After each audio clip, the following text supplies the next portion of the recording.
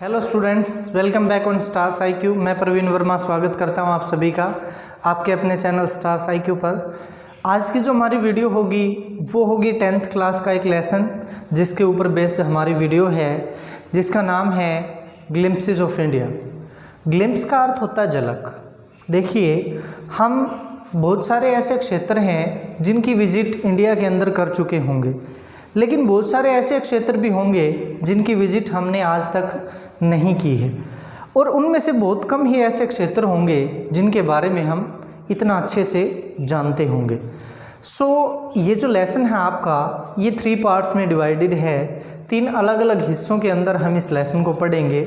First जो part है ए baker from Goa, और सेकंड जो पार्ट है वो है कुर्ग, और जो थर्ड पार्ट होगा टी फ्रॉम आसाम। 3 अलग अलग पार्ट्स हैं, और उनमें से एक जो पार्ट है ए बेकर फ्रॉम गोवा, जिसके राइटर हैं लूसियो रोड्रिग्स।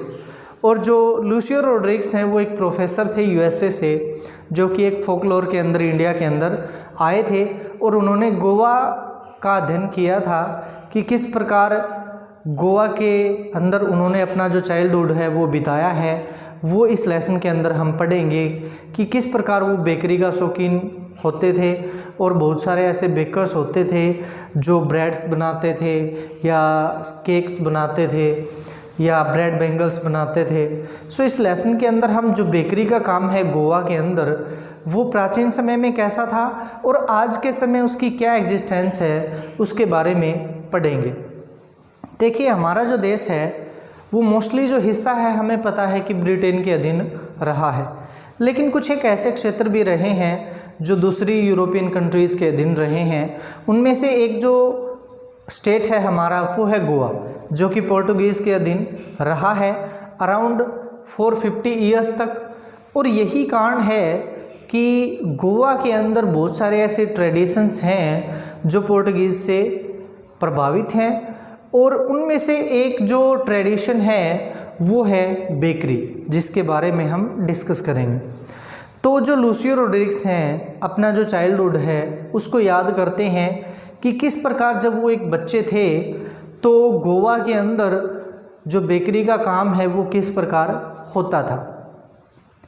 गोवा के अंदर जो बेकर्स थे वो बहुत ज़्यादा फेमस थे उस समय, क्योंकि जो लोग हैं वो बहुत ज़्यादा ब्रेड्स खाते थे या ब्रेड स्लोस खाते थे या फिर बोलिन्हा खाते थे, मीन्स जो कि ब्रेड से ही बनी होती थी।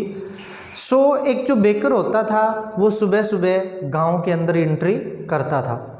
उसके पास एक बैम्बू स्टिक होती थी जिसको वो ज़मीन के ऊपर मारता था और जेंग जेंग की साउंड आती थी। और एक जो साइड होती थी इस बैम्बू की, ये वर्टिकल होती थी। जब भी वो अपनी टोकरी को सिर के ऊपर रखता था और जब उसके पास कोई भी कस्टमर आता था तो अपने सिर से उस टोकरी को उतारता था और जो बैम्बू की वर्टिकल साइड होती थी उसके ऊपर रख देता था।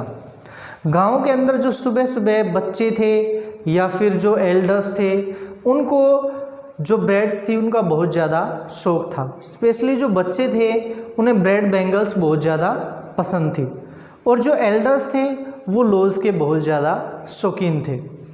गांव के अंदर जब भी बेकर एंट्री करता था वो जेंग जेंग की साउंड के साथ करता था। और लूसियो रोड्रिग्स बताते हैं कि गांव के अंदर जब बेकर आता था तब हमारी नींद खुलती थी, क्योंकि बच्चों को सुबह सुबह आदत थी जो ब्रेड बेंगल्स हैं उनको खाने की। जब भी बेकर गांव के अंदर आता था तो बहुत सारे बच्चे जो हैं उसके आसपास इकट्ठे हो जाते थे। कुछ बच्चे ऐसे भी थे जो पैरापेट के ऊपर चढ़कर उसकी टोकरी के अंदर झांकते रहते थे। तो बच्चों की जो नींद है वो बैम्बू की साउंड से खुलती थी, और सुबह सुबह जब भी बेकर आता था वो अपने टीथ को ब्रश भी नहीं करते थे। ब्रश करने से ही पहले वो बेकर के पास पहुंच जाते थे और ब्रेड्स खरीद लेते थे। लूसियो जो रोड्रिग्स हैं वो अपना एक इंसिडेंट भी जोड़ते हैं इसके साथ, अपनी एक पॉइंट भी बताते हैं कि जो एक टाइगर होता है वो कभी भी अपने टीथ को साफ़ नहीं करता, तो हम क्यों साफ़ करें।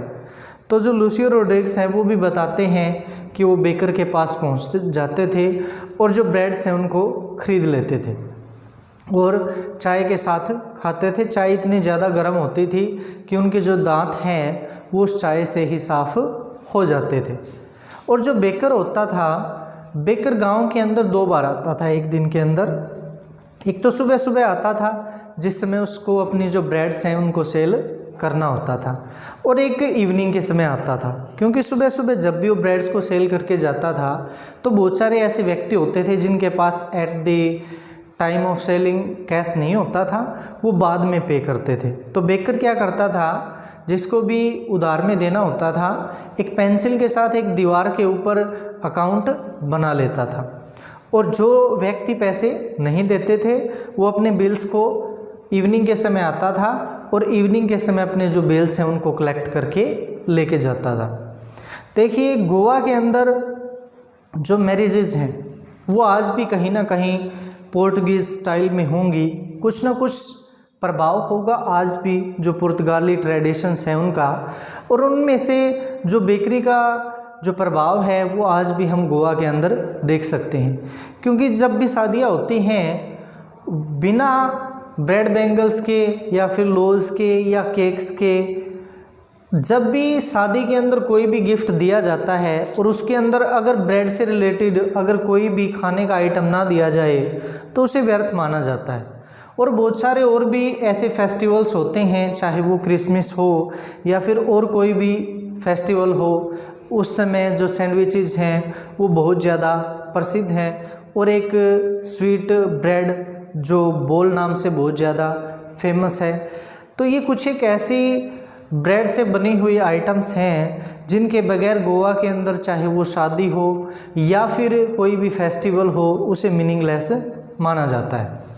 और जो बेकर होता था वो एक विशेष प्रकार की ड्रेस भी पहनता था, एक पेक्यूलियर ड्रेस पहनता था।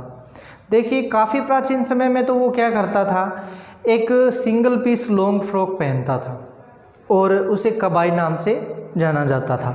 लेकिन जो लूसियो रोड्रिग्स बताते हैं कि जिस समय वो ब्रेड्स खरीदते थे उस समय जो ब्रेड सेलर होता था, जो बेकर होता था, वो एक ट्राउज़र पहनता था जो नीज से नीचे तक होती थी, यानी कि हाफ पैंट से ज़्यादा होती थी लेकिन फुल पैंट नहीं होती थी, और ऐसे व्यक्ति को पैडर कहा जाता है।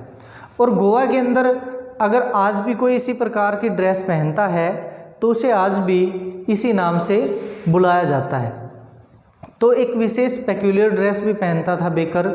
और जो बेकरी है वो बहुत ज़्यादा फेमस भी थी गोवा के अंदर। लेकिन देखिए, समय के साथ साथ कुछ ऐसे ट्रेडिशंस होते हैं जिनकी जो वैल्यू है वो समय के साथ साथ कम हो जाती है। जो लोग हैं उन ट्रेडिशंस को फॉलो करना बंद कर देते हैं, चाहे वो हमारी कंट्री के अंदर हो या फिर किसी अदर कंट्री में भी हो।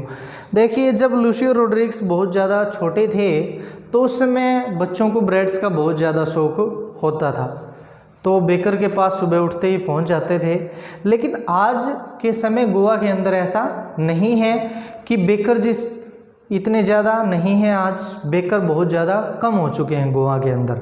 लेकिन ऐसा नहीं है कि बेकर बिल्कुल ही गायब हो चुके हैं, क्योंकि जो हमारे ओल्ड ट्रेडिशंस होते हैं उनमें से कुछ व्यक्ति ऐसे होते हैं जो उन ट्रेडिशंस को फॉलो करते हैं और जो उनके एल्डर्स का बिजनेस होता है उसको फॉलो करते हैं। ऐसा ही आज भी गोवा के अंदर मौजूद है। कुछ व्यक्ति आज भी गोवा के अंदर बेकरी का काम करते हैं, और कुछ इसीलिए आज भी कुछ एक फर्नेसेस हैं, कुछ एक ऐसी भट्टियाँ हैं जो गोवा के अंदर आज भी एग्जिस्ट करती हैं, जहाँ पे बेकरी का काम आज भी किया जाता है। और गोवा के अंदर कुछ और भी ऐसे ट्रेडिशंस होंगे जो पोर्टुगीज़ से होंगे और जिनको लोग मे भी शायद गोवा के जो हैबिटेट हैं, जो गोवा के अंदर निवासी हैं, वो मे भी शायद गोवा के इन ट्रेडिशंस को आज भी फॉलो करते हों, क्योंकि गोवा ही एक ऐसा स्टेट रहा है जो सबसे लास्ट में फ्री हुआ है इंडिया के अंदर 1961 के अंदर। तो गोवा के अंदर जो पोर्टुगीज़ हैं में भी शायद कुछ लोग भी रहते हों जिनके ट्रेडिशंस को लोग आज भी फॉलो कर रहे हैं। और बेकरी का तो ट्रेडिशंस ऐसा है जो इंडिया के अदर पार्ट्स में आज भी होता है, क्योंकि बेकरी देखिए हम बहुत सारे शॉप्स सिटी के अंदर देखते हैं कि जो केक्स हैं वो आज भी बहुत ज़्यादा फेमस है। जब लूसियो रोड्रिग्स बहुत ज़्यादा छोटे थे तो स्वीट जो ब्रेड होती थी या फिर जो केक होता था वो शादी के अंदर बहुत इम्पोर्टेंट होता था। सो ये था हमारा ए बेकर फ्रॉम गोवा जो लेसन है हमारा लूसियो रोड्रिग्स के द्वारा जो लिखा गया है उसका डिस्कशन। उम्मीद है कि आपको ये जो लेसन है वो समझ में आ गया होगा अच्छे से। लेकिन साथ में एक चीज़ और नोट करना स्टूडेंट्स, जैसे जैसे हम स्टोरी को कंटिन्यू पढ़ते जा रहे हैं तो साथ में आपको कुछ एक ऐसे सेंटेंसेस भी मिलेंगे जिनको आप को नोट करना है ताकि आपका जो ऐसे टाइप क्वेश्चन है वो आसानी से कवर हो जाए। और हमारी आगे जो भी वीडियो आएगी उस वीडियो के अंदर भी हम ऐसा ही करेंगे।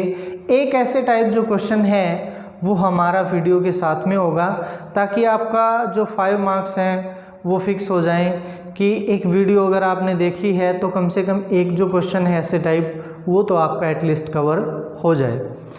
तो thanks for watching my videos, keep watching stars IQ।